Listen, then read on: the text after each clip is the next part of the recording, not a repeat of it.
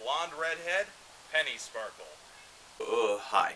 Hi, my needle drops. This is Anthony Fantano, the internet's busiest music nerd, and it's time for an album review of the new Blonde Redhead. Blonde Redhead isn't one of the most widely known bands in rock, but their almost 20 years of material sits at a crossroad of indie pop, psychedelic rock, shoegaze, and this new LP is a completely different story. This is Penny Sparkle, and if you want to hear noisy guitars and dissonance and distortion, you're about 15 years too late. May I suggest Blonde Redhead's debut LP? 7 studio albums and a soundtrack. After that album, Blonde Redhead is going new wave. They are going dream pop. This 80s revival and a lot of the sounds on this LP are pretty popular right now in independent music, but here Blonde Redhead really does age gracefully and proves that they could still change with the times. And the change is pretty surprising even when comparing Penny Sparkle to its predecessor,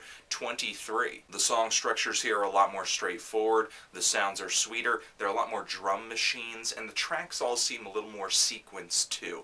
But I wouldn't say that has led to Blonde Redhead losing their taste for adventure, because this thing is not their pop album. This is not going to get any radio play, not at least commercial radio play. What makes this thing so interesting, maybe a little adventurous for me, is how quiet it is. It is so bleak and eerie and also kind of sensual, which would usually underwhelm me, but the songwriting here is really nothing to turn your nose up at. The chord progressions are so sinister throughout every track on this thing. You've got contrast between the chorus and the hooks, memorable lyrics, great melodies, just the basics of catchy songwriting. Considering that and the change in sound that Blonde Redhead has undergone on this LP, I really think this is something fans of Beach House, Bjork, and Little Dragon can appreciate. Which brings me to my most surprising comparison. When listening to this thing over and over, I found that more and more, it was kind of reminding me of Fever Ray. Yeah, but of course, not really as eerie or creepy, more sexy instead. And that's another thing. This album is sexy as hell. Like, the entire thing could soundtrack a slow-motion, black and white lovemaking scene in a movie. Even though this is the most quiet I've ever heard Blonde Redhead for an entire album, this LP, for me, just sucked me in. It didn't so much come out to me, but it's something that you kind of have to give your will up to, submit to. It's not going to rock you, it's not going to blare sounds at you, it's going to hug you and embrace you and pull you in close and whisper sweet nothings into your ear.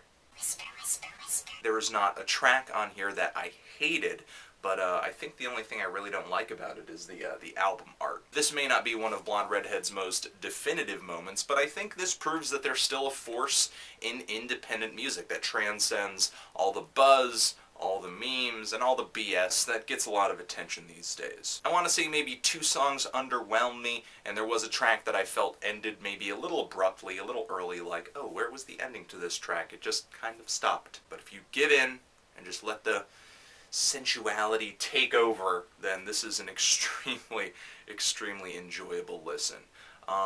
You know, really, I was feeling like a strong 7 on this, but I'm gonna let it squeeze by with an 8, because it really is a great album.